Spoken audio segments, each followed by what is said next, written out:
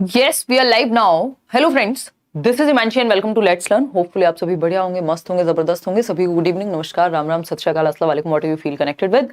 Start करेंगे आज का सेशन और ये 30 आउट ऑफ 30 2-3 सीरीज हमने पैरेलली जो है रन कर रहे हैं हम लोग, जिसमें से तो टॉपिक वाइज सीरीज को भी हम कंटिन्यू करते रहेंगे. वीक में एक बार प्रैक्टिस होना भी जरूरी है. इस वीक प्रैक्टिस नहीं हो पाई है 30 क्वेश्चंस की एक साथ, तो एक मिक्स्ड सेट है.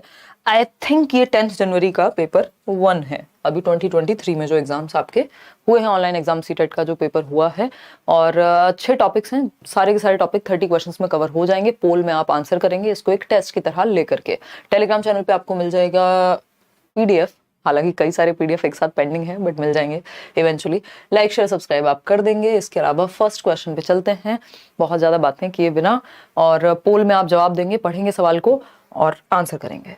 क्वेश्चन नंबर 1 क्या कहता है भाई? Which domain of child development deals with the affective component of child's personality, her feelings towards people, objects and surroundings.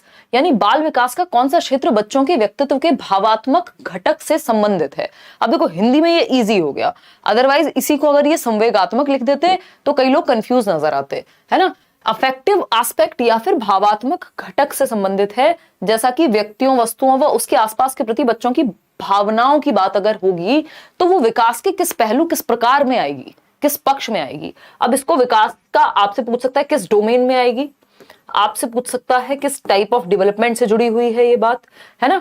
तो ये किस क्षेत्र से जुड़ी हुई है, किस फील्ड ऑफ डेवलपमेंट से. तो जब बात भावनाओं की आ रही है कि आसपास की चीजों के बारे में, लोगों के बारे में, सराउंडिंग के बारे में, जैसा वो महसूस करती है ना, कि भाई मुझे ये पेन बहुत पसंद है. तो पसंद क्या है? पसंद एक फीलिंग हो गई कि भाई लाइकिंग है मेरी इस चीज के प्रति, है ना कहीं एक इमोशनल एस्पेक्ट आ गया, है ना. फेवरेट कलर, तो ये सब फीलिंग्स से जुड़ी हुई चीजें हैं. और फीलिंग्स की बात कहां होती है? फीलिंग्स की बात क्या फिजिकल में होगी? नहीं, शारीरिक पक्ष में फीलिंग्स की नहीं, फिजिकल एक्टिविटी की बात होगी, है ना. स्पिरिचुअल एस्पेक्ट कुछ होता नहीं है विकास का, हम पढ़ते नहीं है पेपर में, ना एनसीईआरटी कहती है. इमोशनल एस्पेक्ट हाँ कह सकते हैं, कॉग्निटिव नहीं, क्योंकि ये थिंकिंग से ज्यादा जुड़ा हुआ है. जब बात थिंकिंग की होगी तो आप कॉग्निटिव की तरफ जाएंगे, लेकिन जब बात इमोशंस या फीलिंग्स की होगी तो आप इमोशनल एस्पेक्ट की तरफ जाएंगे, जिसको अफेक्टिव डोमेन भी कह देते हैं, है ना. इसको अफेक्टिव डोमेन भी कह देते हैं कि जो व्यवहार का ये दो चीजों से जुड़ा हुआ है. एक तो विकास के पक्षों से जुड़ा हुआ है, यानी टाइप्स ऑफ डेवलपमेंट से. दूसरा जो बीएस ब्लूम की आपकी टेक्सोनॉमी है, वो 3 एस्पेक्ट के बारे में बात करती है. सीएपी कैप, सर पे लगाने वाली टोपी, कॉग्निटिव, अफेक्टिव और साइकोमोटर. तो कॉग्निटिव दिमाग से जुड़ा हुआ है, thinking, reasoning, problem solving, decision making, imagination, perception, memory, ये सब कॉग्निशन से संबंधित हैं. अफेक्टिव डोमेन, जिसको संवेगात्मक या भावात्मक कौशल कहते हैं, उसमें इमोशंस आते हैं. ये आपका हेड, हार्ट और हैंड की शिक्षा की बात है. साइकोमोटर है फिजिकल एक्टिविटी से संबंधित, ठीक है. तो ये इमोशनल एस्पेक्ट, इसको हम ये कहेंगे जो विकास के 3 मुख्य पक्ष हैं, PCSE. तो ये एसई को एक साथ जोड़ देती है NCERT. Physical, cognitive, social, emotional. तो इमोशनल जो है वो एस्पेक्ट है जो फीलिंग्स के बारे में है, ठीक है. चलिए खैर आगे बढ़ते हैं और समझते हैं क्वेश्चन नंबर 2 क्या कहता है, और आप उसके बारे में क्या कहना चाहेंगे पोल में बताएंगे. क्वेश्चन नंबर 2 कहता है the principle of individual difference variation states that, यानी व्यक्तिगत विभिन्नता का सिद्धांत बताता है कि जो चाइल्ड सेंटर्ड एजुकेशन है और इंडिविजुअल डिफरेंसेस हैं, ये दोनों टॉपिक मिलकर के आपके कम से कम 4 से 5 क्वेश्चन बनाते हैं. कल हम ये टॉपिक करने भी वाले हैं और इजी है. ये सबसे इजी टॉपिक मैं इसको कहना चाहूंगी, क्योंकि आपको 2-3 ही बातें याद रखनी होती है, ज्यादा रखनी ही नहीं है. जब इंडिविजुअल डिफरेंसेस की बात आ रही है, यानी व्यक्तिगत भिन्नता की बात आ रही है, यानी लोग भिन्न भिन्न प्रकार के होंगे, ठीक. तो आप लोग उत्तर दे रहे हैं सी. 96% लोग, बहुत बढ़िया. मैं मान सकती हूं कि आप लोग अभी ये चीज समझ पा रहे हैं, है ना, और बहुत ही बढ़िया. तो सेकंड क्वेश्चन क्या कहता है? All children have the same speed of physical development. जब हम इंडिविजुअल्स के डिफरेंस की बात कर रहे हैं कि इंडिविजुअल्स में वेरिएशन होता है, व्यक्तियों में भिन्नता होती है, तो हम सेम कैसे कह सकते हैं? भिन्नता और सेम होना या एक समान होना दो ऑपोजिट बातें हो गई, है ना. ये ऐसा ही हो गया कि मैं कहूं कि मैं प्योर वेजिटेरियन हूं और मैं बैठ करके यहाँ पे मटन चिकन खा रही हूं, है ना. तो ये ऑपोजिट बात हो गई. जब हम डिफरेंसेस की बात कर रहे हैं तो सेम कैसे हो सकती हैं चीजें? डिफरेंसेस में कुछ ही सिमिलैरिटी होंगी, ऑल सेम थोड़ी हो सकता है. तो ये तो गलत बात हो गई. All children have the same speed of growth, यानी सभी बच्चों की वृद्धि एक जैसी होती है. अगेन डिफरेंसेस की बात हो रही है, इंडिविजुअल डिफरेंसेस की बात हो रही है, व्यक्तिगत भिन्नताओं की बात हो रही है, और हम कह रहे हैं सब सेम होते हैं. तो ये टॉपिक के साथ ही नहीं जा रही बात। फिर आता है C option, there may be a difference in the speed of growth and development of children, के भिन्न बच्चों के विकास और वृद्धि की जो दर है, जो पेस ऑफ डेवलपमेंट है, गति है, उसमें अंतर पाया जा सकता है। एक बच्चा 9 महीने में खड़ा होना सीख जाएगा, दूसरे को 11 महीने लग सकते हैं, 1 साल लग सकता है। बात एकदम सही है कि इंडिविजुअल्स अपने वृद्धि और विकास और लगभग हर पहलू में भिन्न पाए जा सकते हैं। Linguistic development happens at same rate, same rate पर विकास नहीं होता, याद रखेंगे। रेट कभी भी सेम नहीं होता, मतलब रेट सेम ही होगा ये बिल्कुल जरूरी ही बात नहीं है, बल्कि हम ये देखेंगे यहां पे रेट क्या है, सेम नहीं होती, विकास की दर भिन्न होती है, सेम नहीं होती, जबकि स्टेजेस या फिर इसको आप कह सकते हैं कि ऑर्डर सेम होता है, या मैं कहूं सीक्वेंस सेम होगा कि पहले बच्चा बचपन में होता है बाद में जवानी में जाता है, ऐसा नहीं होता पहले जवानी बाद में बचपन, है ना। रेट सेम नहीं होता, पेस डिफरेंट होता है, पेस कैन डिफर। 2 सेम उम्र के बच्चे सेम रेट पे डेवलप कर रहे होंगे, बिल्कुल जरूरी नहीं है। चलिए खैर, तो सी ऑप्शन एकमात्र सही उत्तर है, जो आप लोगों ने 93% के आसपास लोगों ने सही उत्तर दिया भी है। क्वेश्चन नंबर 3 देखिएगा एक बार और जवाब दीजिए, क्या पूछा है समझेंगे। मैथ्स क्लास जल्दी ही लगवा देंगे, डोंट वरी, है ना। एक बार उदय सर से बात करके कुछ प्रीवियस ईयर आपके सीटेट के उधर से डिस्कस कर लेंगे मैथ्स के लेट्स लर्न पे भी। अगर हम बात करते हैं क्वेश्चन नंबर 3 की, children learn their societal role through the processes of, यानी बच्चे समाज में अपनी भूमिका को किन प्रक्रियाओं के द्वारा सीखते हैं, यानी समाज में कैसे रहना है, क्या किस तरह से ढलना है, ये वो सीखेंगे कैसे, बताइएगा फटाफट से बताइएगा। पीडीएफ टेलीग्राम सेंड किया मैम, यार इस वीकेंड होपफुली 2-3 वीकेंड से यही चल रहा है, तो आप अब तो इंतजार ही कर दीजिए मैम। फास्ट अधिक क्वेश्चन प्लीज। 30 क्वेश्चंस का पूरा सेट है, जल्दी, चाहे कम समय लगे ज्यादा समय लगे, आराम से चल रहे हैं, ठीक है। सोशलाइजेशन एंड अकल्चरेशन, ये मैंने सोशलाइजेशन के टॉपिक में भी ये क्वेश्चन कराया था, ये क्वेश्चन रिपीट हुआ है और फिर भी आप लोग गलत कर रहे हैं। सिर्फ 61% लोग ही सही उत्तर दे पा रहे हैं, अदरवाइज गलतियां इसमें खूब हो रही हैं। देखिए, societal role through the process of, यानी बच्चे समाज में अपनी भूमिका को किन प्रक्रियाओं के द्वारा सीखते हैं। ये नहीं पूछा कि कॉग्निटिव डेवलपमेंट कैसे होता है। देखिए, ये दोनों चीजें तो हमेशा ही हर प्रक्रिया में होती हैं, लेकिन ये कॉग्निटिव डेवलपमेंट या स्कीमा अपडेट करने के लिए पूछा होता तो ये उत्तर ज्यादा एप्ट हो जाता, उचित हो जाता। लेकिन क्योंकि हमसे पूछा है सोशल रोल हम कैसे सीखते हैं, तो सोशल रोल हम सोशलाइजेशन की प्रक्रिया के माध्यम से और अकल्चरेशन के माध्यम से, जिसको उत्संस्करण कहते हैं या परासंस्करण भी कह देते हैं कई लोग। सामाजिकरण यानी समाज में कैसे रहते हैं, समाज के क्या नॉर्म्स हैं, क्या वैल्यूज हैं, क्या नियम हैं, क्या कायदे कानून हैं, क्या डिजायरेबल चीजें हैं जो एक्सेप्टेबल हैं, कौन सी अनएक्सेप्टेबल चीजें हैं, ये सारी चीजें सोशलाइजेशन का हिस्सा है। एक प्रक्रिया है जिसके माध्यम से हम समाज में रहने के लायक बनते हैं, विच इज समाजीकरण। और अकल्चरेशन क्या है, अकल्चरेशन है समाज भी अलग अलग तरह के होते हैं, है ना। हमारे कल्चर में धोती कुर्ता हो सकता है, लेकिन हम वेस्टर्न कल्चर से क्या सीख ले रहे हैं भाई, जीन्स पहनना, टी शर्ट पहनना। तो ये अकल्चरेशन की प्रक्रिया के थ्रू हमने सीखा कि हम डिफरेंट कल्चर या समय के बदलने के साथ डिफरेंट चीजें भी एक्वायर कर ले रहे हैं। एन कल्चरेशन एक प्रोसेस होती है, यहाँ पे EN अगर लिखा होगा उसका मतलब होता है आप अपने कल्चर को सीख रहे हैं। अकल्चरेशन में बाकी कल्चर भी मिक्स हो सकते हैं। तो ये दोनों ही प्रक्रियाओं के माध्यम से सोसाइटल रोल व्यक्ति जो है सीखता है, और समाजीकरण जीवन पर्यंत चलता रहता है, समाज बदलता रहता है, लोग बदलते रहते हैं, नियम कायदे कानून बदलते रहते हैं। एसिमिलेशन एंड एकोमोडेशन की जो प्रक्रिया है, चाहे वो B हो चाहे वो C हो, देखिए ये ऐसा नहीं है अकल्चरेशन या सोशलाइजेशन में अडेप्टेशन नहीं होता, एसिमिलेशन नहीं होता, होती हैं चीजें। लेकिन जब बात हो रही है सोशल रोल्स को एक्वायर करने की, तो वो सामाजिकरण की प्रक्रिया के माध्यम से होगा। मतलब जो ज्यादा बेहतर उत्तर है, जो पूछा गया उसके अनुसार हमें उत्तर देना होता है ना, तो उस केस में वो अकल्चरेशन और सोशलाइजेशन है। अगर कॉग्निटिव एस्पेक्ट में स्कीमा को अपडेट करने की बात होती तो आंसर एसिमिलेशन और एकोमोडेशन हो जाता, या फिर सोशलाइजेशन या अकल्चरेशन में से कुछ नहीं होता ऑप्शन में, ठीक है ना। तो ये आपको देखना पड़ेगा पूछा क्या है, उस सेंस में फिर आपको जवाब देना है। ऑप्शन 1 से ज्यादा भी सही हो सकते हैं, लेकिन बेस्ट कौन सा है वो चूज करना है। क्वेश्चन नंबर 4 देखिए एक बार। अकॉर्डिंग टू जीन प्याजे के अनुसार, when a child is shown a toy, यानी जब एक बच्चे को एक खिलौना दिखाया जाता है, and then it is hidden, और फिर छिपा लिया जाता है। यानी बच्चे को दिखाया गया क्या, खिलौना, ठीक, बच्चे को खिलौना दिखाया गया और फिर छिपा लिया गया ऐसे करके पीछे या कहीं भी, ठीक है। अब इंस्टेड ऑफ फॉरगेटिंग, अब बच्चा ये खिलौना भूला नहीं है, about it the child tries to find that toy. अब बच्चा आसपास देखेगा, आपके हाथ में देखेगा, इधर देखेगा, वो भूला नहीं है कि ये टॉय अब एग्जिस्ट नहीं करता। At dash stage this characteristic is found in the child and it is called, यानी किस अवस्था में ये जो गुण है वो पाया जाएगा कि बच्चा अब इस खिलौने को खोज में लगेगा, इसकी खोज करेगा, ना कि भूल जाएगा। बताइएगा। अगर भूल जाता है तब भी सेम आंसर है, किस स्टेज में भूलता है तब भी आंसर सेम ही है, और किस स्टेज में नहीं भूलता है तब भी आंसर सेम ही है, क्योंकि इसी स्टेज के अंत तक आते आते वो याद भी रखने लगता है, ऑब्जेक्ट परमानेंस उसमें आने लगती है। कौन सी स्टेज है? Same stage, sensory motor. तो पूछा क्या है पहले? एट सेंसरी मोटर स्टेज, गत्यात्मक अवस्था पियाजे की, SPCF आपको निमोनिक पता है। सेंसरी मोटर गत्यात्मक अवस्था जन्म से 2 वर्ष की अवस्था के अंत तक आते आते 8-9 से 12 महीने के आसपास। And it is called object permanence. Object permanence यानी वस्तु स्थायित्व। अब वस्तु स्थायी हो गई उसके दिमाग में, अब उसने देख लिया कि ये एग्जिस्ट करती है, चाहे आप मेरे सामने से ले लो लेकिन मेरे दिमाग में तो रहेगी। तो out of sight out of mind नहीं होता।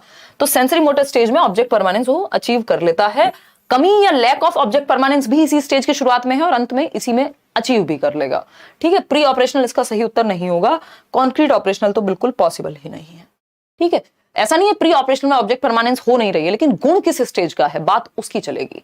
क्वेश्चन नंबर 5 देखिएगा, टू फैसिलिटेट कॉग्निटिव डेवलपमेंट यानी संज्ञानात्मक विकास को बेहतर बनाने के लिए, सुसाधित करने के लिए बच्चों में जीन पियाजे gave importance to dash while Lev Vygotsky emphasized dash. ये दोनों टॉपिक मैं आपको करा चुकी हूं क्वेश्चंस की फॉर्म में यूट्यूब पे, और वैसे भी ये टॉपिक्स हम पढ़ चुके हैं प्रीवियसली, तो अगर आपने नहीं देखा है तो वो आप जाकर के देख लेंगे।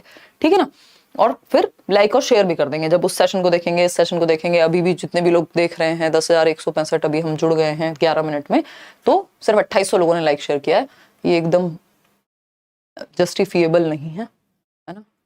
मोकेम्बो बिल्कुल खुश नहीं हुआ ये देख के। चलिए खैर, ए 82% लोग कह रहे हैं उत्तर।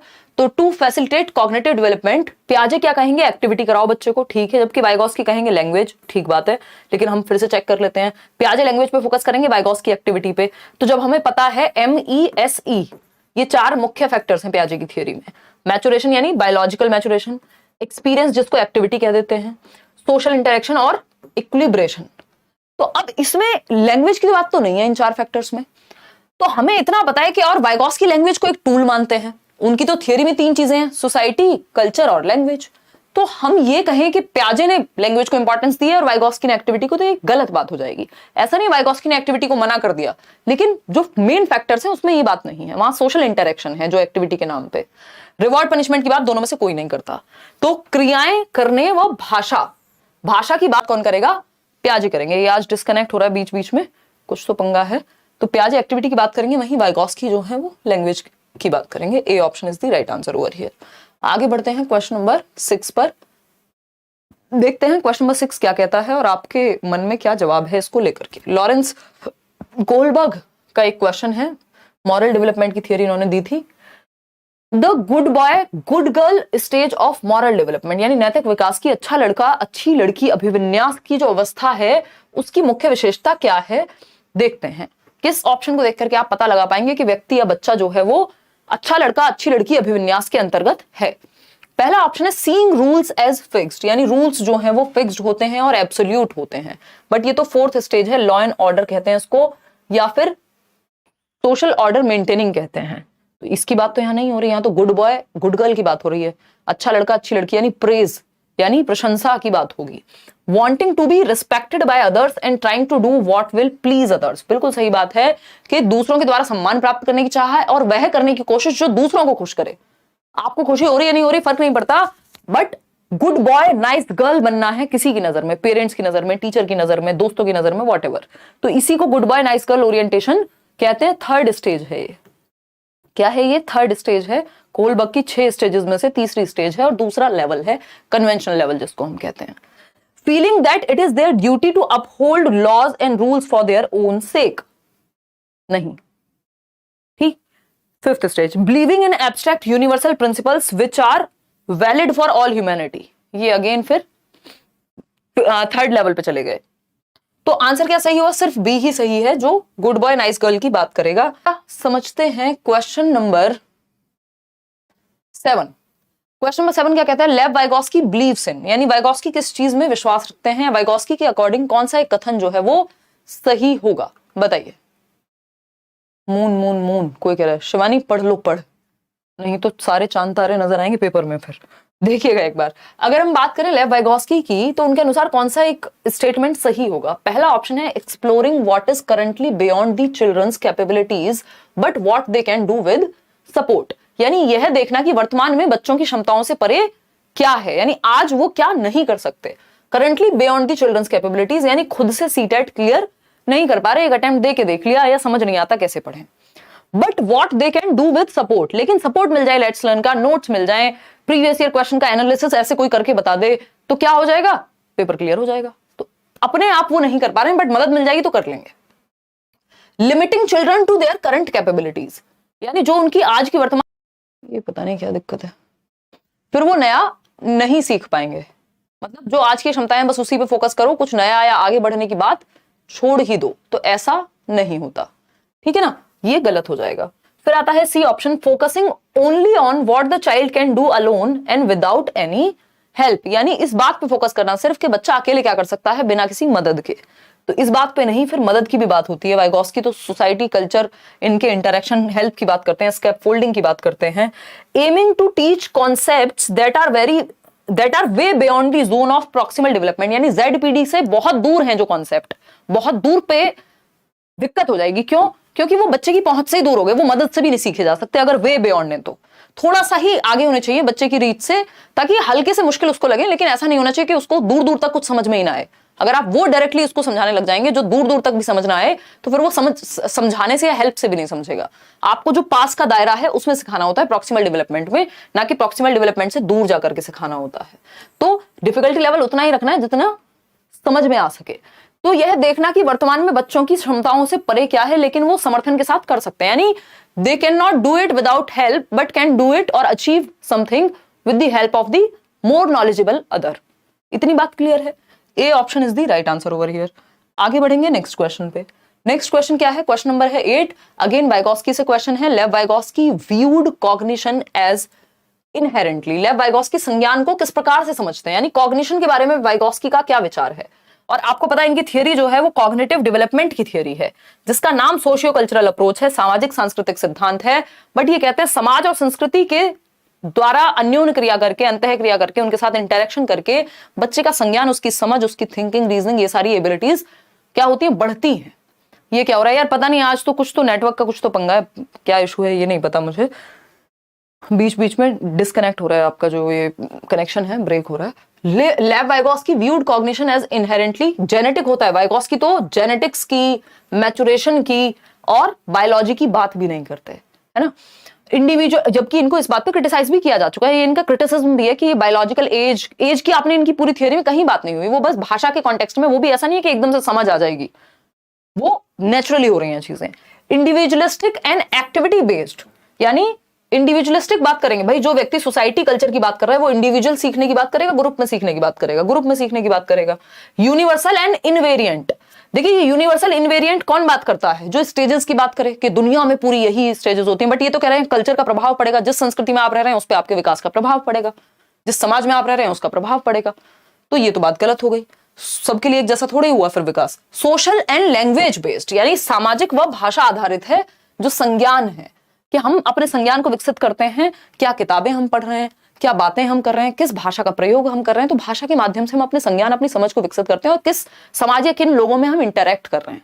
तो D option is the right answer over here. Society, culture और लैंग्वेज, इन तीनों में से ही कोई आंसर इनका होता है, जिसमें से 2 ऑलरेडी ऑप्शन में थे।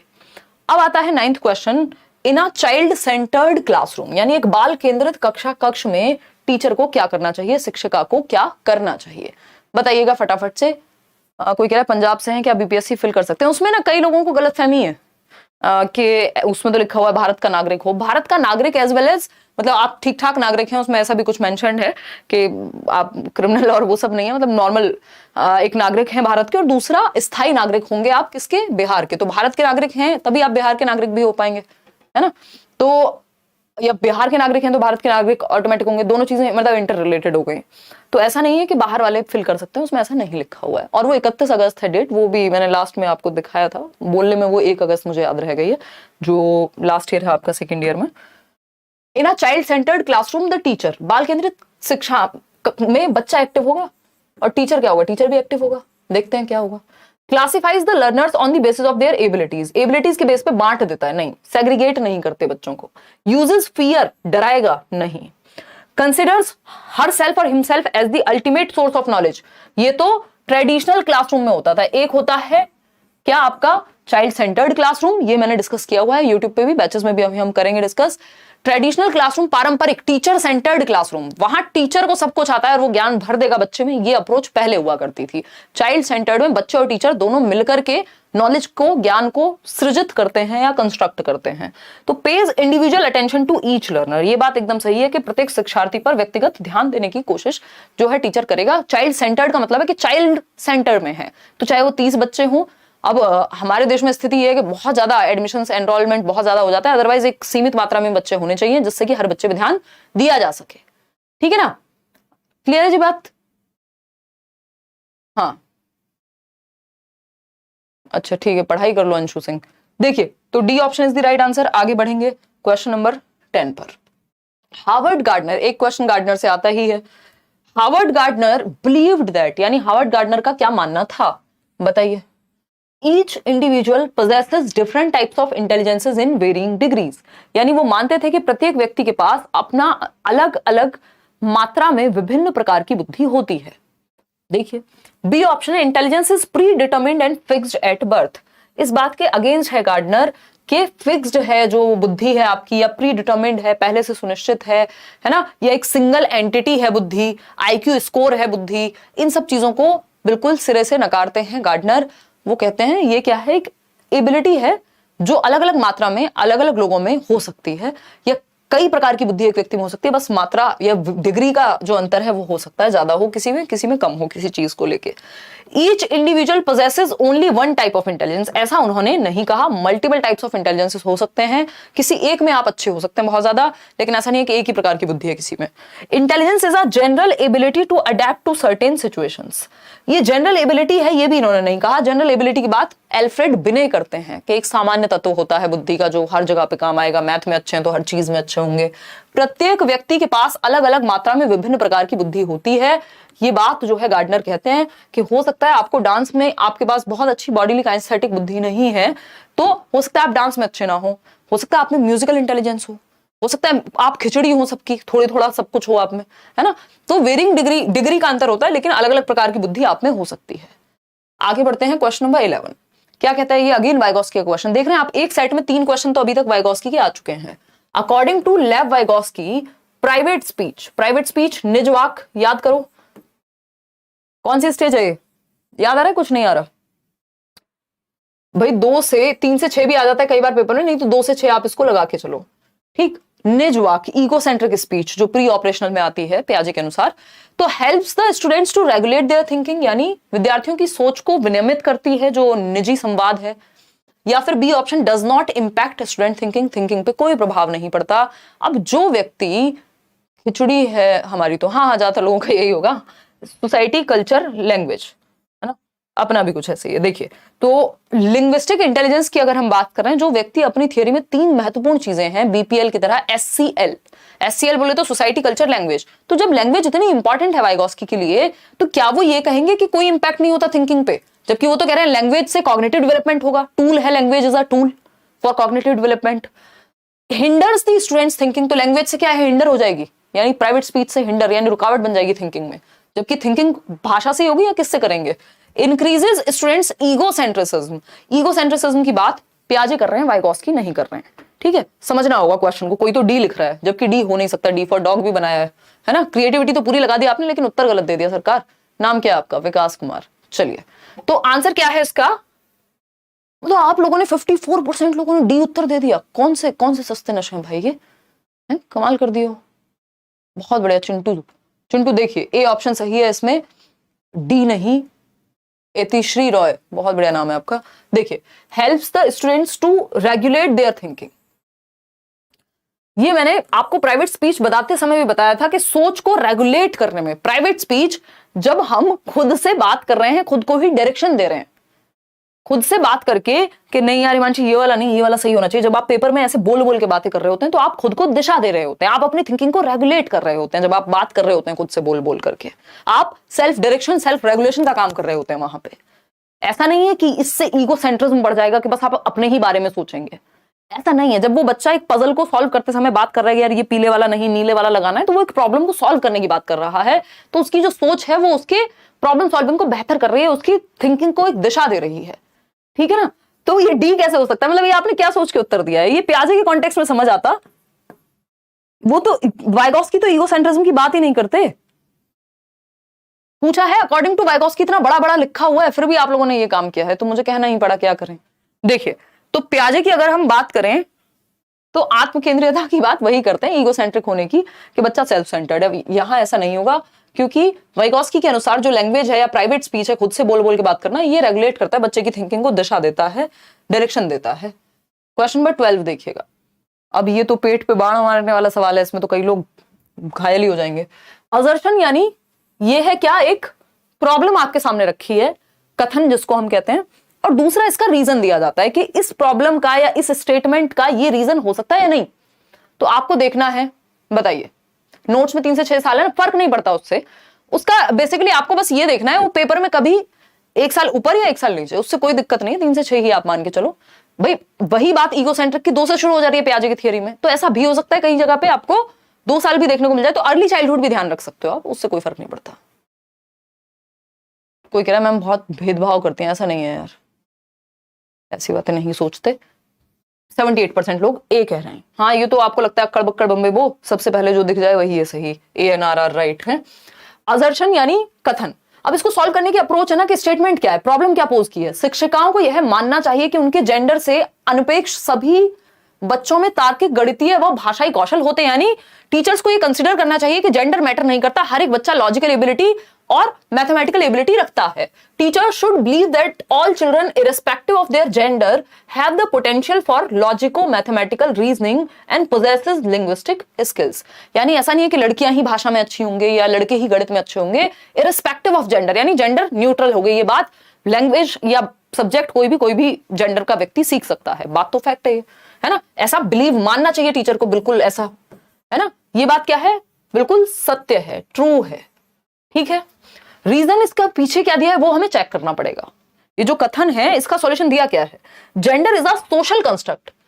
ऐसा क्यों मानना चाहिए, क्यों, क्योंकि जेंडर जो है वो सामाजिक निर्मित है या सामाजिक संरचना है जो समाज ने बनाया है। ऐसा सच में थोड़ी कि लड़की है तो गणित में खराबी होगी, तो ये बात भी सही है, इसका रीजन एकदम सही है, क्योंकि जेंडर एक सोशल कंस्ट्रक्ट है, तो टीचर को मानना चाहिए दोनों में से कोई भी इररिस्पेक्टिव ऑफ देयर जेंडर किसी भी सब्जेक्ट में अच्छा हो सकता है।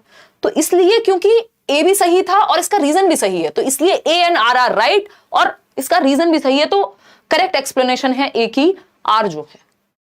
अगर ये अपने आप में दो अलग, ये सही भी होता और ये सही होता, लेकिन ए जो है आर जो है ए का रीजन नहीं होता, तब फिर हो जाता ANRR true but R is not the correct explanation of A. तो इसको ध्यान में रख के उत्तर देना होता है, ऐसा नहीं है दोनों देखे सही हैं तो पहला ही लगा दिया। देखना पड़ेगा क्या रीजन सही है वो, या बस सिर्फ अपने आप में स्टेटमेंट सही है, क्या एक दूसरे के लिए सही है ये दोनों, या फिर इंडिविजुअली ही सही है बस। तो वो इंडिविजुअली से नहीं चलेगा कि तुम भी बहुत बढ़िया इंसान हो, मैं भी बहुत बढ़िया इंसान हूं, और मैंने कह दिया अच्छा दोनों बढ़िया इंसान है और रीजन भी फिर सही लगा दिया, वो नहीं चलेगा। ठीक है ना, एक दूसरे के लिए सही है तभी ये वाला सही आएगा कि सही रीजन है ए का। इस चीज का ध्यान रखना है हमेशा सॉल्व करते समय। क्वेश्चन नंबर 13 पे चलते हैं, क्या कहता है question number 13, what kind of diversities should a teacher include in her classrooms. यानी एक शिक्षिका को अपनी कक्षाओं में किस प्रकार की विविधताओं को शामिल करना चाहिए।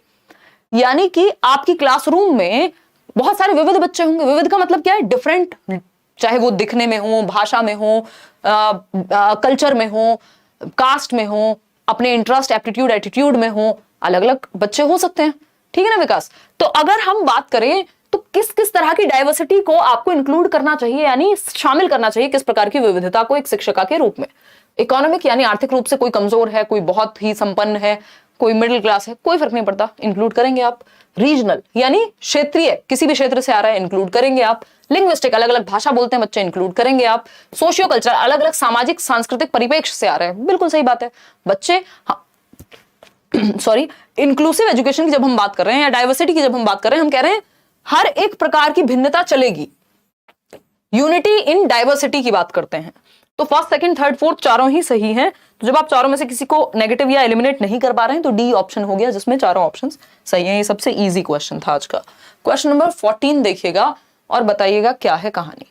आज एक छोटी सी एक्सरसाइज है, हर एक सेशन में कोशिश करनी है ये बताना सबसे मुश्किल क्वेश्चन कौन सा लगा आपको, नंबर या उसके बारे में कुछ। हाँ, पानी पी लिया करेंगे भाई। देखिए बताइए,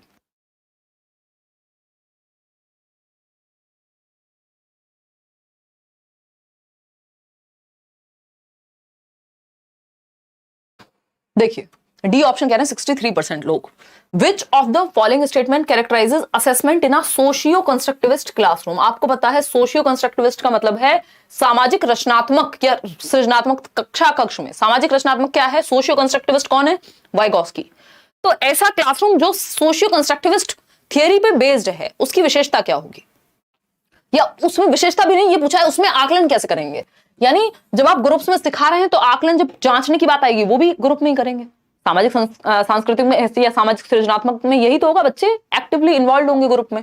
तो असेसमेंट शुड जनरेट फियर, डर नहीं आएगा, क्योंकि जहां कंस्ट्रक्शन लिख दिया वहां डर नहीं आएगा। जहां ज्ञान की सृजनात्मकता या रचना हो रही हो वहां डरा की रचना नहीं होगी। ठीक है। Assessment includes a variety of tools including portfolios, classroom interactions. ये बात सही है। बच्चे जहां पोर्टफोलियो में बच्चे की सारी जो भी एबिलिटीज होंगी, जो भी उसने अच्छा किया है ना, जो भी काला चिट्ठा होगा सब आ जाएगा। और इंटरेक्शन जो क्लासरूम इंटरेक्शन है, बच्चा कैसे डिबेट्स में पार्टिसिपेट करता है, ग्रुप डिस्कशन में पार्टिसिपेट करता है, ग्रुप एक्टिविटी में पार्टिसिपेट करता है, उस बेसिस पे हम उसका आकलन करते हैं। बात तो सही है, बच्चा एक्टिव रहेगा इसमें। Assessment is carried out to enhance the children's ability to reproduce information. ये एकदम खराब बात है। रिप्रोड्यूस का मतलब हो गया आपने जो रट्टे लगाए उसकी उल्टी कर देनी है पेपर पे जाके, मतलब उसको रिप्रोड्यूस कर देना है, उगल देना है, रट्टा लगा देना है। वो याद कीजिए आप 3 इडियट्स का चतुर रामलिंगम, वो बन जाना है, रिप्रोड्यूस करना है इन्फॉर्मेशन को नहीं। Assessment should focus only on what the child does not know rather than what the child knows. यानी मूल्यांकन को केवल बच्चे को जो नहीं जानता उस पर फोकस करना चाहिए, जो वो जानता है उस पर फोकस नहीं करना चाहिए। जबकि ऐसा नहीं होना चाहिए, जो बच्चा जानता है उसको भी आप आधार बना करके आगे उसको सिखाते हैं। तो बी ऑप्शन एकमात्र सही उत्तर है, जहां पे हम मल्टीपल वेज में बच्चे को वैरायटी ऑफ वेज में असेस कर रहे हैं, उसमें भी बच्चा एक्टिव रहेगा। आगे बढ़ेंगे क्वेश्चन नंबर 15 पर। क्या कहता है क्वेश्चन नंबर 15? ये कहता है which skills are tested in the question. यानी एक क्वेश्चन पूछा गया है, इस क्वेश्चन में कौन से कौशल टेस्ट हुए हैं या किन कौशलों का मूल्यांकन या परीक्षण शामिल है। क्वेश्चन क्या है भाई? How can teachers create a progressive classroom that respects the needs, interest and capabilities of every child. यानी इस प्रश्न में कौन से कौशलों का परीक्षण शामिल है? प्रश्न क्या है? सभी बच्चों की जरूरतों, रुचियों व योग्यताओं का सम्मान करते हुए शिक्षक एक प्रगतिशील कक्षा कक्ष की रचना कैसे कर सकते हैं। प्रगतिशील कक्षा कक्ष क्या है? Progressive education, lab schools, John Dewey जिनकी हम बात कर रहे थे, शिकागो में, अमेरिका में स्कूल्स खोले थे। बच्चा एक्टिव रहता है इनमें, आउट ऑफ इंटरेस्ट पार्टिसिपेट करेगा, है ना। और हम प्रेजेंट के लिए सिखाते हैं, इसमें वर्तमान जीवन के लिए सिखाते हैं ग्रुप में। तो ओनली नॉलेज पे फोकस होगा या फिर ओनली कॉम्प्रिहेंशन पे या प्रॉब्लम सॉल्विंग पे। बच्चा एक्टिव चाहिए हमें, चाहे हम प्रोग्रेसिव एजुकेशन की बात करें, चाइल्ड सेंटर्ड एजुकेशन की बात करें, एक ही बात है। बस आपको मतलब एक बात है बच्चे को एक्टिव रखने की दृष्टि से, ठीक है ना। तो बच्चे का एक्टिव रहना यहां जरूरी है। तो हम ये देख रहे हैं कौन सी स्किल टेस्ट हुई है इस क्वेश्चन में कि how can teachers create a progressive classroom that respects the needs, interest and capabilities of every child. यानी सभी बच्चों की जरूरतों, रुचियों व योग्यताओं का सम्मान करते हुए शिक्षक एक प्रगतिशील कक्षा कक्ष की रचना कैसे करें। अभी कैसे करेगा मतलब क्या है? कैसे करेगा मतलब है एक प्रॉब्लम है टीचर के सामने सॉल्व करने के लिए, तो इसमें प्रॉब्लम सॉल्विंग टेस्ट हुई है कि एक प्रॉब्लम रखी गई है, उसको कैसे सॉल्व किया जाएगा। तो ये प्रॉब्लम सॉल्विंग पोज की गई है इस क्वेश्चन के माध्यम से। तो आपको आंसर इस क्वेश्चन को पढ़ते हुए देना था, है ना। सिर्फ नॉलेज थोड़ी चेक किया कि टीचर को नॉलेज कितनी है, समझता कितना है। कन्वर्जेंट थिंकिंग में तो 1 वर्ड में आंसर दे देते वो, लेकिन यहाँ एक प्रॉब्लम पोज की गई है, उसके सॉल्यूशन पे फोकस्ड है जो व्यक्ति है। तो दोनों ही बातें हमने यहाँ जान ली। आगे बढ़ते हैं। यहाँ जॉन डुई से खैर कोई डायरेक्ट ताल्लुक नहीं था, बट आपको पढ़ के समझ जाना है कि प्रॉब्लम सॉल्विंग की बात यहाँ हो रही है। क्यों? क्योंकि एक प्रॉब्लम रखी गई है, उसका सॉल्यूशन ढूंढने की बात हो रही है। Inclusion is not promoted by, यानी समावेशन किससे बढ़ावा नहीं मिलता। समावेशन मतलब वैरायटी वाले बच्चों को, इंडिविजुअल डिफरेंसेस वाले बच्चों को आप इंक्लूड कर रहे हैं क्लास में।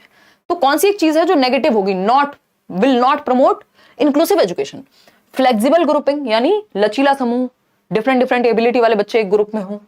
रीजनेबल एकोमोडेशन, यानी उचित समायोजन, यानी आप रीजनेबली एकोमोडेट कर लें, चेंज कर लें ग्रुप में या क्लास में, जो भी चेंज लाने की जरूरत हो, जैसी आवश्यकता हो उसके अनुसार परिवर्तन, ये भी फ्लेक्सिबिलिटी की बात करेगा।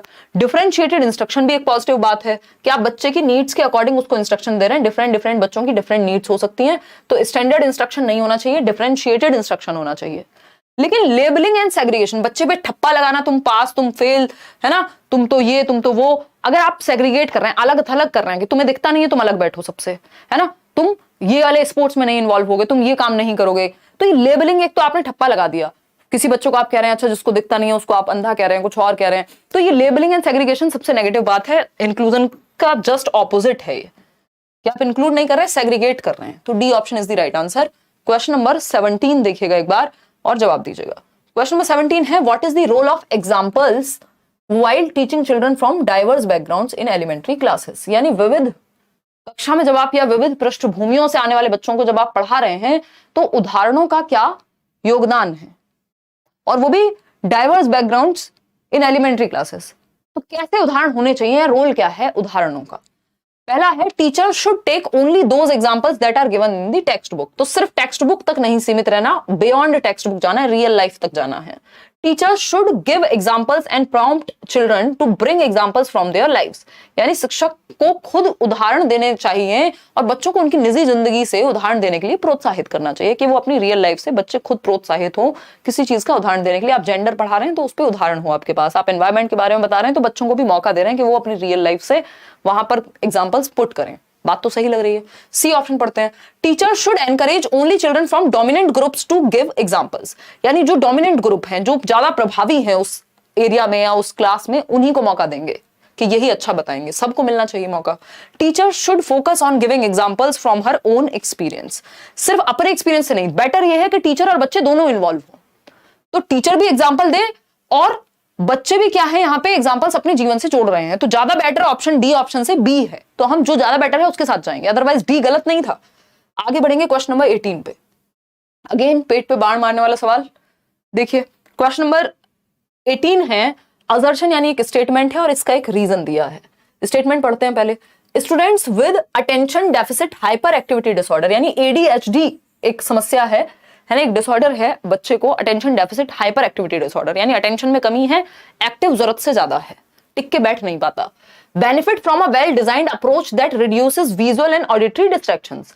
तो एक एडीएचडी वाले बच्चे को भी मदद मिल सकती है ऐसे एनवायरमेंट से, ऐसी डिजाइंड अप्रोच से जो विजुअल एंड ऑडिटरी डिस्ट्रैक्शन को कम से कम करती हो। यानी बच्चा ध्यान दे पाए कि इस तरह की सामग्री आप विजुअल या अगर हम बात कर रहे हैं ऑडिटरी प्रेजेंट कर रहे हैं। आर क्या है, इसका रीजन क्या है? Students with ADHD have low concentration span and get distracted easily. यानी जो बच्चे हैं जिनको एडीएचडी होता है उनका ध्यान केंद्रित करने की जो अवधि है वो कम होती है, ज्यादा देर तक अटेंशन नहीं वो रख सकते, अटेंशन में डेफिसिट होता है, तभी attention deficit hyper activity disorder कह रहे हैं, ठीक है ना। वो उनका ध्यान आसानी से भंग हो जाता है, बात एकदम सही है। इसलिए ऐसी सामग्री का प्रयोग करना है जिससे ध्यान कम से कम भंग हो या ध्यान लग सके ज्यादा से ज्यादा, बात एकदम सही है। और छोटे छोटे ब्रेक्स में पढ़ाना होता है इनको। तो ए एंड आर राइट और R is the correct explanation, तो इसमें तो कोई डाउट बचता ही नहीं है। क्वेश्चन नंबर 19 देखिएगा। क्वेश्चन नंबर 19 क्या है भाई? क्वेश्चन नंबर 19 है inclusion of students with visual impairment, यानी ऐसे बच्चों को इंक्लूड करना, समावेशन जो दृष्टि बाधित हैं, देखने में समस्या है या बहुत हद तक विजन जो है वो अफेक्टेड है, ठीक है ना। तो दृष्टि बाधित को आप इंक्लूड कर रहे हैं यदि, तो उस केस में क्या करना होगा? बिहार, लव फ्रॉम बिहार, आपके कृपा से मेरा सीटेट 2022 दिसंबर क्लियर हो गया था और अब मैं बीपीएससी की भी तैयारी कर रहा हूँ, बस आपका आशीर्वाद बना रहे। All the best Shashi, all the best यार, बढ़िया से आप लोग इस बार पेपर निकालें, फिर हम लोग मिलेंगे, है ना। बैच भी चल रहा है करियर विल पे, और इसके अलावा भी आप अपनी मेहनत भी पूरी बना के रखें। प्रीवियस ईयर जो भी स्टेट में एग्जाम हुआ है इससे पहले, है ना, किसी भी क्षेत्र का जो कॉमन सब्जेक्ट्स हैं, जीएस हो गया, ये सारा कुछ, उनको जरूर प्रैक्टिस करके जाएं पढ़ने के साथ साथ। देखिएगा क्वेश्चन नंबर 19 क्या कहता है? Inclusion of students with visual impairment requires, वह विद्यार्थी जिसे दृष्टि बाधिता है। बुक्स देंगे जिनमें पिक्चर्स हो और स्मॉल प्रिंट हो, मतलब मुझे देखने में समस्या है और मैं इतना छोटा लिख के दिखाऊं किसी को, तो फिर तो उसको और ज्यादा दिक्कत होगी। तो ये तो पॉजिटिव तरीका नहीं हुआ इंक्लूड करने का। आप वैसे ही मना कर दो कि हम नहीं पढ़ाएंगे, ये तो आप टॉर्चर कर रहे हो बच्चे को। B option is use of tactile and other materials which are embossed. Embossed होते हैं जो उभरे हुए हों, तो उभरे हुए मटेरियल का या स्पर्शक सामग्री, टेक्टाइल मटेरियल होता है टच एंड फील, जिसको टच किया जा सके, क्योंकि बच्चे को देखने में समस्या है तो टच एंड फील तो कर सकता है वो। तो ऐसे संसाधन का प्रयोग करेंगे जहां पे उभरी हुई चीजें हो, या तो जैसे इस रिमोट में क्या है, बटन उभरे हुए तो टच कर सकता है वो बच्चा जिसको देखने में समस्या है, या आप ब्रेल लिपि का इस्तेमाल कर सकते हैं। बात तो सही लग रही है। टेक्टाइल मटेरियल विजुअली चैलेंज लोगों के लिए बहुत बेटर होते हैं। Restriction on usage of assistive technology, मतलब जो असिस्टिव टेक्नोलॉजी आजकल फोन वगैरह में कि वो बता दे, अगर बच्चा देख नहीं पा रहा, पढ़ नहीं पा रहा, तो स्पीकर से खुद से बता दे, तो वो टेक्नोलॉजी को ही हटा दो, रेस्ट्रिक्ट कर दो, लिमिटेड कर दो, तो और समस्या होगी बच्चे को। Use of sign language by teacher and peers, sign language का जो प्रयोग मूक बधिर बच्चों के लिए ज्यादा किया जाता है बजाय कि विजुअली चैलेंज बच्चों के लिए, है ना। जो साइन लैंग्वेज होती है ना, जेस्चर्स का इस्तेमाल करके, वो डेफ एंड डम बच्चों के लिए ज्यादा प्रयोग में आती है। आगे बढ़ते हैं, क्वेश्चन नंबर 20 देखिए, ये क्या कहता है। क्वेश्चन नंबर 20 कहता है an identifying feature of creativity, यानी रचनात्मकता की सबसे विशिष्ट विशेषता है। मतलब रचनात्मकता क्या है, कुछ डिफरेंट करना। अभी उस दिन एग्जांपल दिया था ना कि हमारी जो हाउस हेल्प है वो मटका लेकर के आई, तो अभी मटके में क्या है, एक टैप होगी जिसको आप एक फिल्टर की तरह ओपन करके पानी भर के आराम से पी सकते हो। पहले, अब से शायद 10 साल पहले या 15 साल पहले, 20 साल पहले मटका तो था लेकिन उसमें टैप नहीं लगी होती थी, वो नॉर्मल मटका होता था। तो जिसने टैप लगाने का आइडिया सोचा होगा, टैप पहले से थी, मटका पहले से था, क्रिएटिविटी किसी ने लगाई और टैप को मटके के साथ फिट कर दिया। तो रचनात्मकता मतलब कुछ नया करना।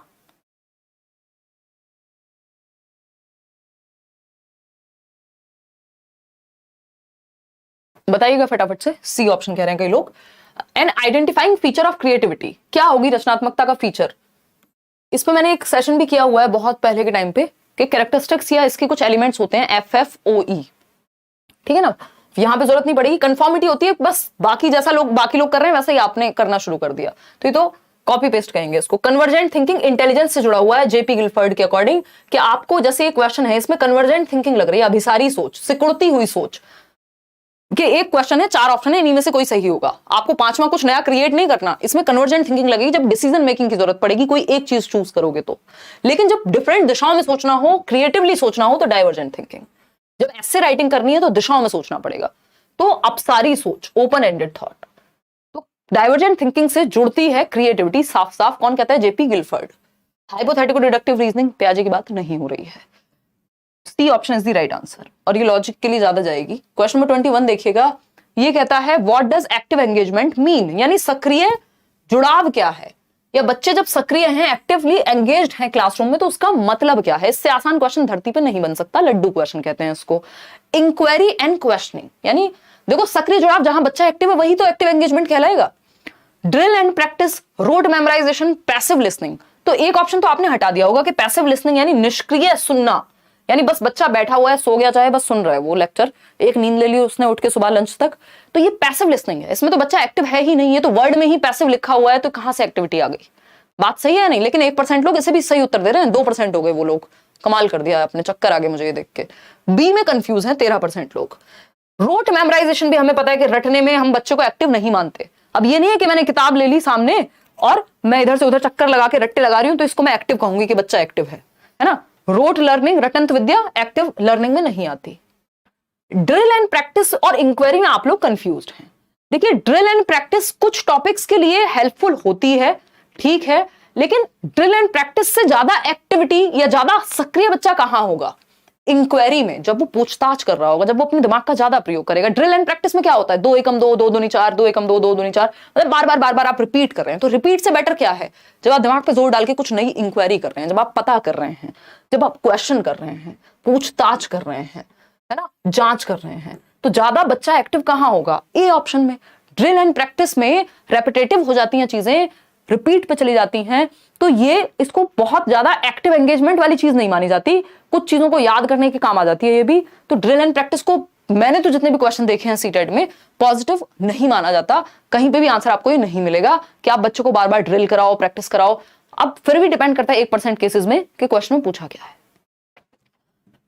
तो बच्चा सबसे ज्यादा एक्टिव कहां है, ये आप क्लियरली देख पा रहे हैं कि इंक्वायरी एंड क्वेश्चनिंग में। तो जहां सबसे ज्यादा एक्टिव है उसी को एक्टिव पार्टिसिपेशन कहेंगे ना, नहीं तो कहने वाले तो कहते हैं रटने में भी एक्टिव है बच्चा, घूम घूम के याद कर रहा है। क्वेश्चन नंबर 22 देखिए क्या कहते हैं। क्वेश्चन नंबर 22 है which processes contribute in knowledge construction, यानी वो कौन सी प्रक्रियाएं हैं जो ज्ञान के निर्माण में सहायता करती हैं। ज्ञान का निर्माण, सहायता, ऑर्गेनाइजिंग, और हमें पता है ज्ञान का निर्माण कैसे कराना है बच्चों को, एक्टिवली, सक्रिय रूप से, जहां बच्चा एक्टिव हो, शरीर से, दिमाग से, हर तरह से। बताइए फटाफट से जवाब दीजिए, फिर हम आगे बढ़ेंगे। 8 सवाल और हैं आज के लिए, और हम लोग 13,000 लोग अभी जुड़े हैं। हाँ सही अंशु। तो ज्ञान के निर्माण में कौन सी प्रक्रियाएं शामिल हैं, organising and reorganising previous knowledge, यानी पूर्व ज्ञान का संगठन व पुनर्संगठन, यानी जो आप जानते हैं उसको फिर से ऑर्गेनाइज कर रहे हैं, उसको ठीक कर रहे हैं, चेंज कर रहे हैं। ये बात बिल्कुल सही लग रही है हमें, भाई हेल्पफुल रहेगी ना, बिना प्रीवियस नॉलेज के कुछ नया कैसे सीख लोगे। है ना, या अगर प्रीवियस नॉलेज है, पूर्व ज्ञान है, उस चीज के बारे में कुछ भी जानते हैं तो वो हेल्पफुल होगा, उसको ऑर्गेनाइज करिए आप, उसमें जोड़िए चीजें। एक्सप्लोरेशन एंड डिस्कवरी, अन्वेषण व खोज, यानी बच्चा एक्सप्लोर करे, डिस्कवर करे, खोज करे, बात तो सही है, एक्टिव है बच्चा। सोशल इंटरेक्शन, इनको हम अच्छा मानते हैं, वाइगोस्की भी कह रहे हैं कि सोशली इंटरेक्ट करे बच्चा, ग्रुप बना करके सीखे, सामाजिक अंतः क्रिया करे। तो तीनों ही बातें बच्चे की नॉलेज में कंट्रीब्यूट करेंगी, बच्चा नॉलेज को कंस्ट्रक्ट कर रहा है, ऐसा नहीं रट्टे लगा रहा है। प्रीवियस नॉलेज भी महत्वपूर्ण है, यहाँ पे ये नहीं कहा रट्टे लगाने हैं। तो फर्स्ट, सेकंड और थर्ड, ओके ओके ओके, हाँ, तो ये टाइपिंग में मिस्टेक हुई होगी, फर्स्ट, सेकंड और third, B option is the right answer, ये आप करेक्ट कर लीजिएगा, ठीक है ना। हिंदी की तरफ सही लिखा हुआ है, फर्स्ट, सेकंड, थर्ड तीनों ही सही है, ठीक है ना। ये आपसे वैसे पंगे नहीं लेगा कि जो है 2 ऑप्शन यहाँ पे चूज करने को नहीं कहेगा, कोई एक नेगेटिव जरूर देगा अगर ऐसा होगा तो, नहीं तो फिर 2 ऑप्शन सही हो जाएंगे उस केस में। तो क्वेश्चन नंबर 23 देखिए एक बार, ये अगेन एक डरावना क्वेश्चन, लेंदी लगता है कई लोगों को, बट ये इजी होते हैं। असर्शन क्या है? कथन। रीजन क्या है? देखना है। Teachers should provide middle school students with a vocabulary of emotions and encourage students to write their feelings in journals. यानी शिक्षकों को माध्यमिक कक्षाओं के विद्यार्थियों को अपने संवेगों को व्यक्त करने के लिए शब्दावली देनी चाहिए व उन्हें प्रोत्साहित करना चाहिए कि वे अपनी अनुभूतियों के बारे में अपनी डायरी में लिखें, जर्नलिंग करें बेसिकली, ठीक है ना। अब ये जर्नलिंग करें, हाँ कोई कह रहा 7,000 लोगों ने लाइक किया है, कोई बात नहीं, ठीक है। देखिए अगर हम बात करते हैं इमोशंस की, तो वोकैबुलरी ऑफ इमोशंस, कितना कैसा वो महसूस कर रहे हैं, है ना। बस ये तो नहीं कह रहे कि अच्छा नहीं लग रहा यार, तो अच्छा नहीं लग रहा में क्या हो सकता है, कैसा लग रहा है फिर भाई, एंग्शियस फील कर रहे हो, या फिर फियरफुल महसूस कर रहे हो, या फिर जॉयफुल महसूस कर रहे हो। खैर खराब महसूस करने में तो जॉयफुल महसूस करना नहीं आएगा। इसके अलावा और 70 तरह के इमोशंस के शब्द होते हैं अलग अलग, तो वोकैबुलरी उनके पास हो, अपना जैसा वो महसूस कर रहे हैं या जो भी उनको इमोशंस फील हो रहे हैं उसको एक्सप्रेस करने के ज्यादा शब्द हो उनके पास कि वो कैसा उन्हें लग रहा है, ठीक। तो ये बात तो सही है, और ताकि वो अपनी डायरी में अपने इमोशंस को क्लियरली लिख सकें। इसका रीजन क्या है? Helping students recognise and express their feelings encourages emotional self regulation. यानी यदि आप बच्चों को उनके इमोशंस को पहचानने में मदद करते हैं कि वो कैसा कब महसूस करते हैं, किन चीजों को करते हुए वो ज्यादा अच्छा फील करते हैं, है ना, किस दिशा में वो पॉजिटिव महसूस करते हैं। तो बेसिकली आपने जब इमोशंस को क्या कर दिया, रिकॉग्नाइज करने का मौका दिया, उनको हेल्प किया और एक्सप्रेस करने में हेल्प की कि वो अपने इमोशंस को एक्सप्रेस कर पाए, अभिव्यक्त कर पाए, तभी तो वो बोल पाएंगे ना मम्मी साइंस नहीं ये पढ़ना है या पिताजी ये पढ़ना है, तो वो एक्सप्रेस कर पाए और पहले रिकॉग्नाइज करें, पहले खुद पहचान पाए। ये ही नहीं पता क्या करना है जीवन में, क्योंकि मौका ही नहीं दिया कभी इमोशंस को रिकॉग्नाइज करने का। तो ये क्या हुआ, ये एकदम सही बात हो गई, बच्चा एक्टिव है, तो both A and R true. कि इससे क्या होगा, बच्चों का जो सेल्फ रेगुलेशन है, जब इमोशंस के प्रति हम अवेयर होंगे तब तो रेगुलेट कर पाएंगे, जब हमें पता ही नहीं हम फील क्या कर रहे हैं कहां से रेगुलेट हो पाएगा। क्वेश्चन नंबर 24, ये क्या कहता है, इन मीन्स एंड एनालिसिस। ये प्रॉब्लम सॉल्विंग का क्वेश्चन है, समस्या समाधान का, बहुत बार आ चुका है। साधन लक्ष्य विश्लेषण में बताइए क्या सही उत्तर होगा, आप ही जवाब दीजिए। कंजूस लोगों, क्यों कह रही हूं कंजूस, क्योंकि 7,000 कितने 900 लोगों ने लाइक किया, 13,000 में से आधा है।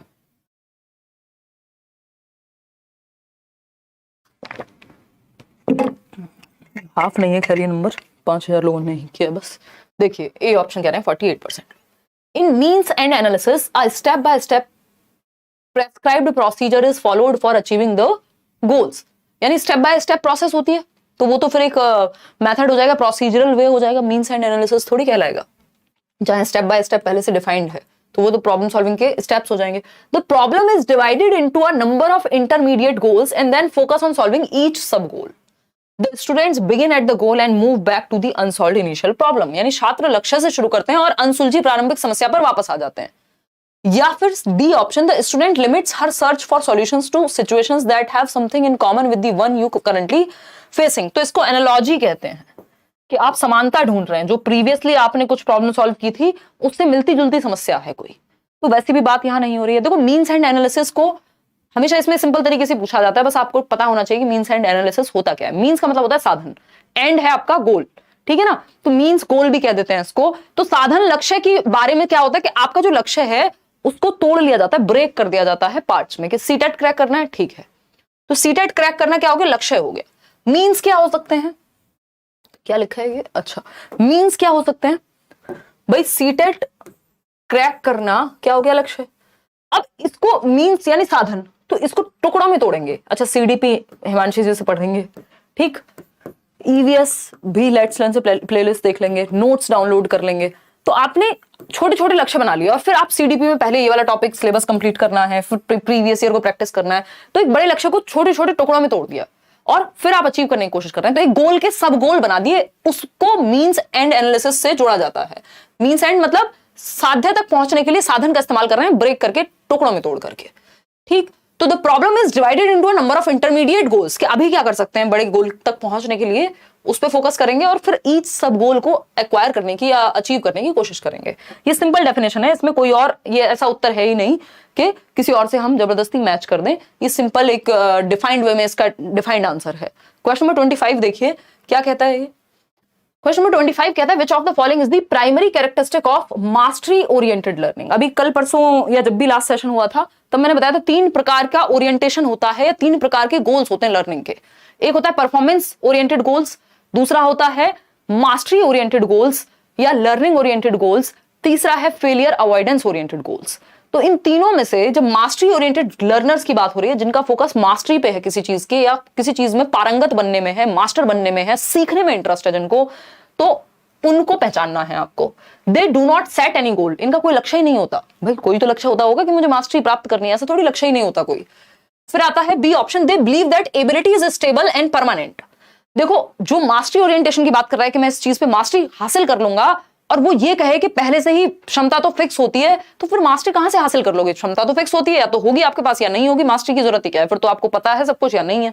तो ये भी गलत है। एबिलिटी फिक्स नहीं होती, फ्लेक्सिबल होती है, इंक्रीमेंटल होती है। ये क्वेश्चन भी पूछा जा चुका है कई बार। बढ़ाया जा सकता है क्षमता को उस पर काम करके। दे believe that bad luck is the cause of failure.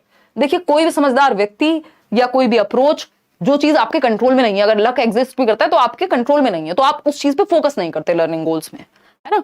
फिर आता है D option, they are focused on learning and motivated to understand the concepts. बिल्कुल सही बात। ये जो मास्टरी ओरिएंटेशन वाले बच्चे होंगे वो किस पे फोकस करेंगे? लर्निंग पे फोकस करेंगे, क्योंकि वो उनके हाथ में है। And motivated to understand the concepts, और वो मोटिवेटेड है कि वो कॉन्सेप्ट्स को समझे, नंबर अपने आप आ जाएंगे। पहले ये वही वाली बात है कि एक्सेलेंस के पीछे जाओ, कामयाबी झक मार के पीछे आएगी। याद कीजिए 3 इडियट। तो ये मास्टरी ओरिएंटेशन वाला गोल है वो उसका, कि अगर आपको नॉलेज बहुत अच्छी है तो इवेंचुअली बाकी चीजें भी अच्छी हो जाएंगी। ठीक है जी शालू, चलिए खैर D option is the right answer. आगे बढ़ते हैं क्वेश्चन नंबर 26 पे। आज सबसे मुश्किल क्वेश्चन किसको क्या लगा है वो आप कमेंट्स में बताएंगे, इसके साथ साथ कि कितना आपने स्कोर किया है। अभी बचते हैं 4 question. After a reading activity, एक रीडिंग एक्टिविटी हुई है क्लासरूम में। Roshni encourages the students to reflect upon what did you learn about yourself as a reader today. Roshni क्या है? एक क्लास टीचर हो सकती हैं या सब्जेक्ट टीचर हो सकती हैं। What abilities is she promoting, मतलब क्या है? पढ़ने की गतिविधि कराने के बाद एक रीडिंग एक्टिविटी हुई, ग्रुप में पढ़वाया या फिर अलग अलग बच्चे ने पढ़ा खड़े होकर के 1 बाय 1, है ना। इस प्रश्न पर मनन करने के लिए प्रोत्साहित किया है। क्या प्रश्न है? आपने अपने पाठक होने के बारे में क्या सीखा? मतलब बच्चे को रिफ्लेक्ट करना है, प्रकाश डालना है कि उसने अपने पाठक मतलब एज अ रीडर उस स्टोरी से क्या सीखा। ये नहीं पूछा आपने अपने रीडर होने पे क्या सीखा, मतलब आपकी स्पीड कैसी रहती है जब आप पढ़ते हैं, आपका प्रोनाउंसिएशन कैसा रहता है, आपका इंटोनेशन यानी आपकी टोन में जो उतार चढ़ाव है वो कैसा रहता है, या आप कैसे रीडर हैं, पढ़ के कितना समझ पाते हैं। ये सब बच्चा ही तो रिफ्लेक्ट कर पाएगा। अब इस रिफ्लेक्शन में सिर्फ थिंकिंग नहीं लगेगी, मेटा कॉग्निशन लगेगा, क्योंकि थिंकिंग अबाउट थिंकिंग। डायरेक्टली सिर्फ ये नहीं पूछा स्टोरी में क्या लिखा था, आपको 70 और चीजें देखनी पड़ेंगी, रिफ्लेक्ट करना पड़ेगा, एनालाइज करना पड़ेगा, पता करना पड़ेगा क्या पूछा जा रहा है। तो ये मेटाकॉग्निटिव एबिलिटीज में आता है। ये मैंने नोट्स में दिया हुआ है लास्ट सेक्शन में। अधिसंज्ञान या परासंज्ञान कहते हैं, बियॉन्ड कॉग्निशन। ये सिर्फ मेमोराइजेशन याद थोड़ी करना है, इसमें तो सोचना पड़ेगा, निकालना पड़ेगा डीप में जाकर के। ये कोई पता थोड़ी आपको कि वो पढ़ते पढ़ते उसमें लिखा था कि आप कैसे रीडर हैं, ये पढ़वाया था आपसे।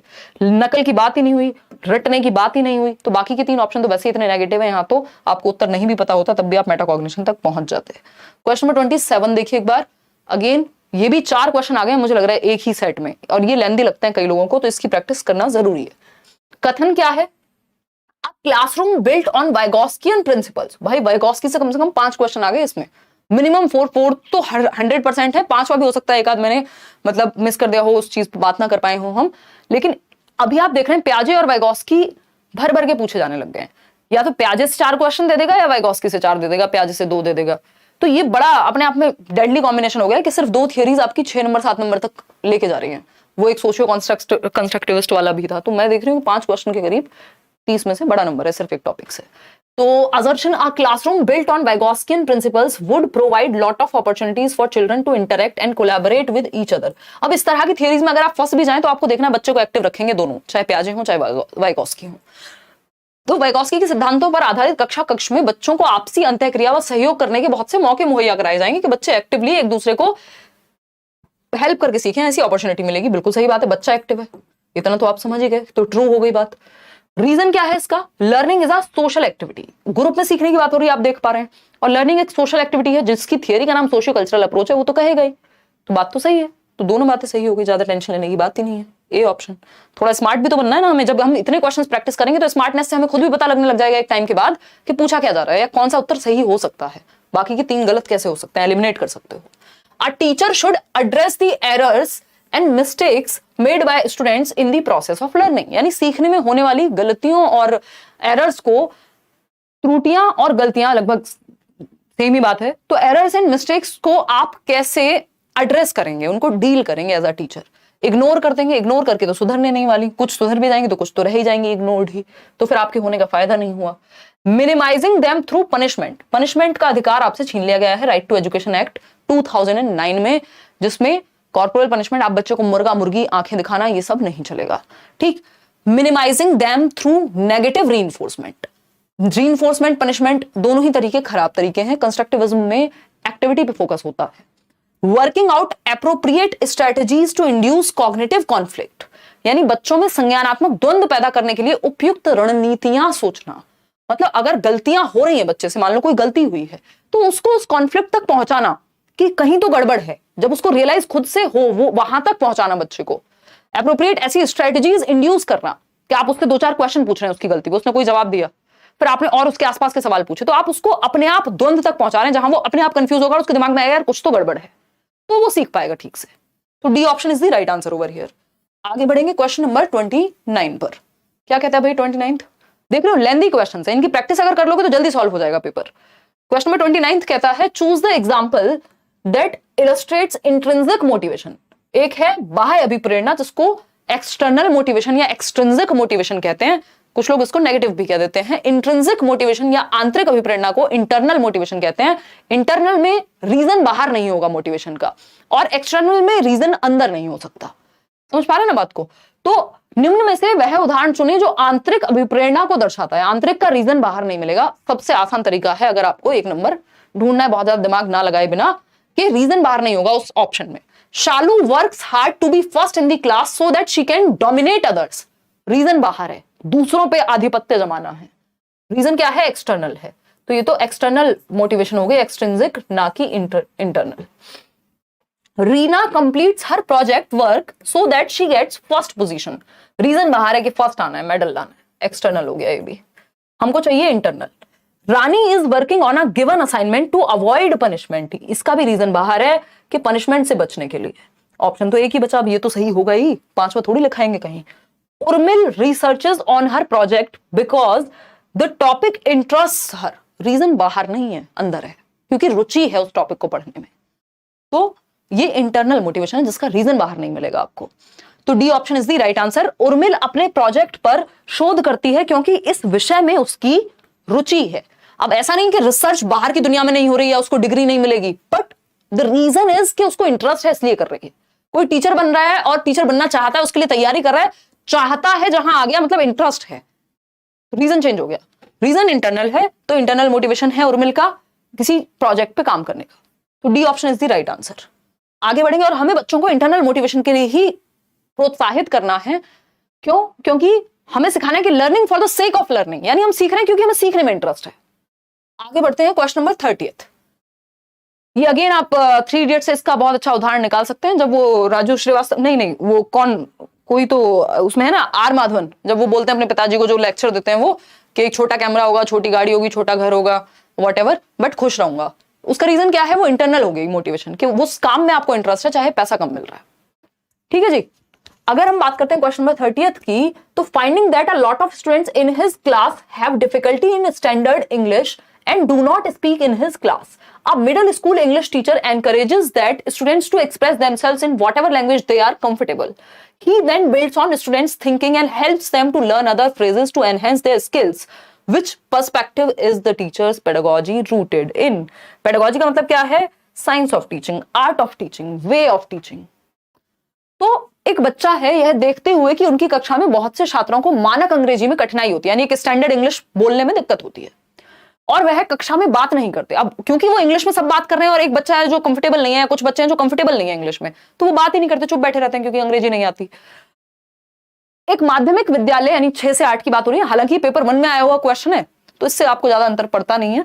माध्यमिक विद्यालय के अंग्रेजी शिक्षक छात्रों को जिस भी भाषा में वे सहज महसूस करें उसमें खुद को अभिव्यक्त करने के लिए प्रोत्साहित करते हैं कि कोई बात नहीं, हिंदी में दे दो जवाब, या जो भी भाषा आती है उसमें जवाब दो, कोई जरूरी थोड़ी है।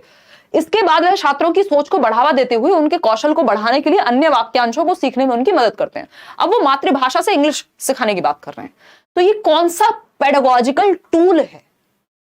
हम सोशियो कंस्ट्रक्टिविज्म को फॉलो कर रहे हैं, जहां पे सामाजिक रचनावादी दृष्टिकोण, जिस समाज, जिस परिपेक्ष, जिस संस्कृति से बच्चा आ रहा है उससे उसको जोड़ रहे हैं और एक्टिव रख रहे हैं। बिहेवियरिस्टिक में तो रट्टा लगवाने की बात कर देते हैं। Psychodynamic approach as such pedagogy में यूज होती नहीं है, जहां थेरेपी वगैरह की बात आएगी वहां आएगी। साइकोसेक्सुअल बात बराबर ही है, क्योंकि दोनों फ्रॉइड वाली ही थियरीज हैं। आज शाम में मैं बैच में डिस्कस भी किया था ये कि आजकल ये ऑप्शन जरूर देने लग गया, तो आपको समझ जाना है साइकोडायनेमिक लिखा हो, साइकोसेक्सुअल लिखा हो, साइको एनालिसिस लिखा हो, यानी मनोलैंगिक विकास का सिद्धांत साइकोसेक्सुअल, साइकोडायनेमिक मनोगत्यात्मक, या फिर साइको एनालिसिस मनोविश्लेषणवाद। तीनों बात एक ही है और आपके पेपर से इसका कोई ताल्लुक है नहीं, बस आपको भटकाने के लिए दे देगा। 99.9% ऑफ द केसेस में ऐसा हुआ नहीं। फ्रॉइड पे अलग से क्वेश्चन नहीं आया, बट ऑप्शंस में अब ऑनलाइन पेपर में और ज्यादा ऑप्शंस आने लगे हैं, लेटेंसी स्टेज दे देगा, तो आपको वो एलिमिनेट करने में मदद हो जाएगी यदि आप ये 2-3 बातें याद रख लेंगे कि इस थियरी का हमारे यहाँ कोई खास संबंध है नहीं। बिहेवियरिस्टिक अप्रोच ही होगी नहीं, क्योंकि बच्चा एक्टिव है। बच्चा एक्टिव है तो सामाजिक रचनात्मक दृष्टिकोण है ये। आउट ऑफ 30 कितने ठीक हुए हैं वो आप कॉमेंट सेक्शन में बताएंगे। सबसे मुश्किल कॉन्सेप्ट या कहीं आपको दिक्कत हुई वो आप बताएंगे। मैं एक बार कमेंट भी पढ़ लूंगी कल क्लास होने से पहले। और किसी भी बैच में आपको अगर एनरोल होना है, बीपीएससी के भी बैच में एडमिशन अभी ओपन है, सीटेट बैच में भी, DTPSB में भी है ना, पेडागोजी स्पेशल में अब नहीं है। और ये पीडीएफ भी आपको होपफुली जल्दी ही मिल जाएंगे यार सारी। लाइक शेयर सब्सक्राइब आप कर दीजिएगा। कल मिलेंगे, कल हम चाइल्ड सेंटर्ड जो एजुकेशन है उसके टॉपिक को डिस्कस करेंगे। और धन्यवाद आज के लिए, थैंक यू सो मच। 24 थोड़ा हार्ड लगा, 24 सभी को मुश्किल लगा, इसका मतलब 30 out of 30। Like share subscribe आप कर दीजिएगा। अगर आपको सेशन पसंद आया हो, मैं 24th क्वेश्चन एक बार देख लेती हूँ। कई लोग लिख रहे हैं कि मुश्किल लगा है उन्हें। वाओ,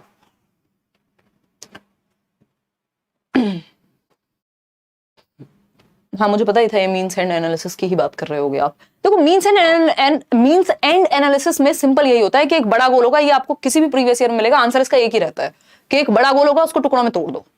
तो मीन्स का यानी साधनों का प्रयोग कर रहे हैं एंड तक पहुंचने के लिए, टुकड़ों में तोड़ करके। ठीक है जी, चलिए। हाँ, मैथ्स की भी क्लास में एक बार उदय सर से बात करके लगवाती हूँ, उनको प्रीवियस ईयर भेजने थे, मुझको भेजती हूँ, ऑनलाइन वाले ना अभी जो हुए रिसेंटली। चलिए टेक केयर, बाय बाय, कल मिलते हैं। Thank you so much. कोई विचार हो आपका आप कमेंट्स में बता सकते हैं, कितना आपने स्कोर किया आज और कहाँ आपको मुश्किल हुई। Thank you so much.